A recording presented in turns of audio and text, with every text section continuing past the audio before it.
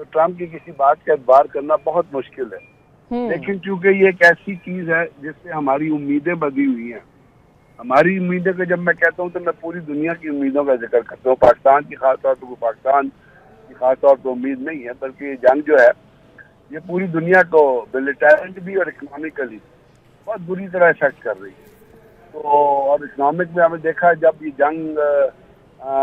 माहिदा अपना मुज़ाकरात का ऐलान हुआ था तो एनर्जी जो है वो एकदम नीचे आके कोई 92 पे आ गया था, 92 बैरल अपना डॉलर पे। अभी जैसे ही कहा गया कि जो मुज़ाकरात नहीं हो रहे तो फिर पेट्रोल जो है वो 100 के ऊपर चला गया। तो इसलिए इस चीज़ों को मद्देनजर रखते हुए और ट्रम्प की स्टेटमेंट को देखते हुए मैं आई प्रे कि जो वो कह रहे हैं वो ठीक हो, और अगर वो जुमे को मुज़ाकरात हो जाते हैं तो एक बात तो ध्यान में रखिएगा और रखनी चाहिए, इससे कोई परमानेंट पीस का सोल्यूशन बरामद नहीं होगा इन मुज़ाकरात से। हम ये सोचते हैं कि जी ये मुज़ाकरात होंगे तो दुनिया में अमन भी आ जाएगी। ये सिर्फ होंगे मुज़ाकरात अब्नाए हुर्मुज़ को खोलने के हिसाब से और इस जंगबंदी के टाइम फ्रेमवर्क को इरेज करने के हिसाब से, क्योंकि अभी एक तो अभी तो हमने स्टेटमेंट दी है ना कि जंगबंदी जो है ये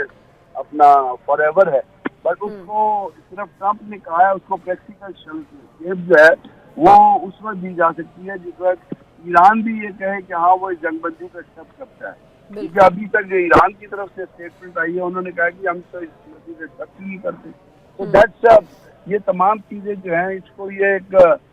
वो कहते हैं ना एक अपना फ्रोजन स्टेलमेट उसके अंदर फिलहाल रखा हुआ है, जिसमें ऑब्जेक्टिव या मुस्तकबिल का लाएअमल जो है वो क्लियर नजर नहीं आता। लेकिन अभी चूंकि ट्रम्प ये कह रहा है तो मैं दुआ ये करता हूँ कि उसकी इस दफा कहने वाली बात सही साबित हो और उसके बाद वो कोई ऐसी स्टेटमेंट न दे दे जो फिर ईरान को एनॉय करे और वो समझे कि जी उनकी ये जो जंगबंदी है ये उनकी शिकस्त पे मबनी है या उनको एक डिफीटेड पार कंसिडर किया जा रहा है। जैसे पहले ट्रम्प की स्टेटमेंट आई थी कि ईरान तो खत्म हो गया जी, हमने ये मार दिया वो मार दिया। उसके बाद याद है आपको ईरान की सड़कों के ऊपर उनके अवाम में जो है वो निकल आए थे, उन्हें डिमांड ये करना शुरू कर दिया था कि जी आप जंगबंदी करें ही ना, आप जंग जारी रखिए, अभी आप रेडी फॉर द वॉर। तो ये अल्लाह करे इस किस्म की कोई स्टेटमेंट इसकी तरफ से दोबारा ना आ जाए, बिकॉज अगर इन तमाम मुज़ाकरात को कोई स्पॉइल कर रहा है तो वो ट्रम्प बजाते खुद है जो सबसे बड़ा स्पॉइलर है, और कोई इसराइल तो है ही, क्योंकि वो जो यहूदियत का एक एलिमेंट है, जो ज़ियोनिज़्म का एक एलिमेंट है, वो इनकी जनूनियत को ड्राइव करता है। तो अब जो स्टेटमेंट है अभी ईरान, ये तो एक ट्रम्प की स्टेटमेंट आई है, let's see what does Iran से, क्योंकि पाकिस्तान एक मुल्क है जो इन कॉन्टेक्ट है दोनों ममालिक से, पाकिस्तान ईरान से भी इन कॉन्टेक्ट है, अमेरिकन से भी इन कॉन्टेक्ट है।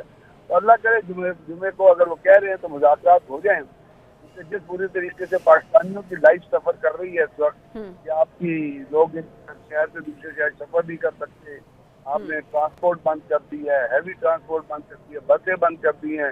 कारोबार मुतासर हो रहा है और उसका फ़ायदा पाकिस्तान को और पाकिस्तानियों को कोई होता नज़र नहीं आ रहा।